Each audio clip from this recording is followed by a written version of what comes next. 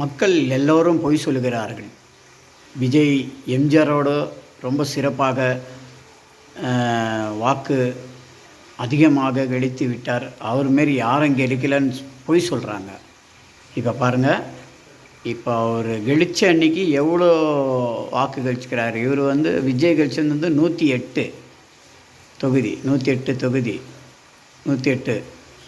எம்ஜிஆர் எவ்வளோ கழிச்சிருக்காரு நீங்களே நேரடியாக பாருங்கள். அதுவும் படுக்கையில் யார்கிட்ட போய் ஓட்டு கேட்காம அமெரிக்காவில் இருக்கிறாரு. அவர் எவ்வளோ கழிச்சிருக்கிறாரு நீங்களே பாருங்கள் மக்களே. உழைத்து அந்த விமானத்தை ஏர் ஆம்புலன்ஸாக மாற்றியிருந்தனர். சிறுநீரக அறுவை சிகிச்சை வெற்றிகரமாக 1984 டிசம்பர் 24ஆம் தேதி நடந்து முடிந்தது தேர்தல். அனைவரும் எதிர்பார்த்தது போலவே வெற்றி வாகை சூடியது அதிமுக காங்கிரஸ் கூட்டணி. ஆண்டிப்பட்டியில் அமோக வெற்றி பெற்றார் எம்ஜிஆர்.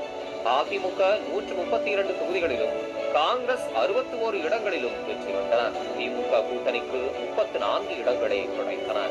சமகாலத்தில் நடைபெற்ற மக்களவை தேர்தலில் காங்கிரஸ் 414 தொகுதிகளில் அமோக வெற்றி கண்டது. மீண்டும் பிரதமரானார் ராஜீவ் காந்தி. அப்போலோவில் இருந்து அரைகுறை சுய நினைவுடன் அமெரிக்கா சென்ற எம்ஜிஆர் 1985 பிப்ரவரி 5ஆம் தேதி சென்னை திரும்பினார். முதலமைச்சராக சென்று தேர்தல் முடிந்த பிறகு மீண்டும் முதலமைச்சராகவே தமிழகம் திரும்பினார் மக்கள் திலகம். அப்போது பரங்கிமலையில் உள்ள ராணுவ கேட்டிங்களா புரட்சித்தலைவருடைய பவரை? விமானத்தில் அங்கே அமெரிக்காவிலேருந்தே இங்கே உடம்பு சரியாத இருந்த கழிச்சிட்டாரு. அந்தமாரி மக்களை இப்போ எம்ஜிஆரோட என்டிஆரோட இவர் தான் நல்ல பேர் நல்லா பெற்றின்னு சொல்கிறீங்களே, எந்த வாயில் சொல்கிறீங்க நீங்கள்லாம்? இதை கேட்டாவது உண்மையை தெரிஞ்சுக்கோங்க. வீடியோவோடு போட்டிருக்கேன் நான். கர்நாடகா எம்ஜிஆர் லாரன்ஸ் மேடை அமைக்கப்பட்டிருந்தது. அவரை காண ஆயிரக்கணக்கானோர் திரண்டிருந்தனர். மேடைக்கு வந்த காரில் இருந்து வழக்கமான புன்னகை பூத்த முகத்துடன் இறங்கினார் எம்ஜிஆர். மக்களை பார்த்து எப்போதும் போல் கைகளை அசைத்தார். இரட்டை விரலை காண்பித்தார். மக்கள் திலகத்தை பார்த்த பூரிப்பில் கண்ணிறை மறந்தனர் அதிமுக தொண்டர்கள்.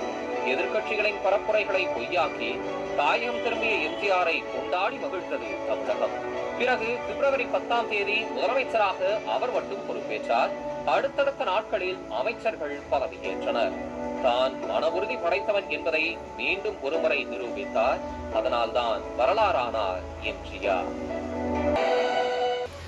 பார்த்தீங்களா புரட்சித் தலைவரோட ரசிகரை நான் எவ்வளோ ப்ரூவ் பண்ணியிருக்கிறேன் பார்த்தீங்களா? அதுபோல் இது அடுத்தது எம்ஜிஆரை விஜயோட எம்ஜிஆர் கம்மின்னு சொல்லவே சொல்லாதீங்க. எப்போவுமே தலைவர் எம்ஜிஆர் தான்.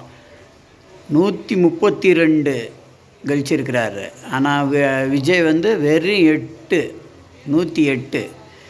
அதுவும் விஜய் பக்கத்திலே இருந்துக்கின்னு எவ்வளோ கூட்டம் கூடிக்கின்னு எல்லாரையும் சேர்ந்துக்கின்னு 12 கட்சிங்கெல்லாம் சேர்ந்து அவர் கூட எவ்வளோ பேர் லாட்ரி விற்கிறவங்கள எல்லாருமே சேர்ந்து பண்ணியிருக்கிறது.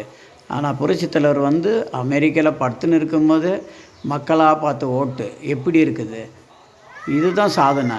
நீங்கள் என்னவோ எல்லாத்திட்டும் கேட்டு எனக்கு நீங்கள் ஓட்டு போடுங்க தலைவரை, உங்கள் விஜய் வரேன்னு சொன்னிருந்தாலும் நீங்கள் அதை பெருசாக இருப்பீங்க. கழிச்சிக்கிட்டோம், பரவாயில்ல, மாற்றம் வந்தது, ரொம்ப சந்தோஷம்.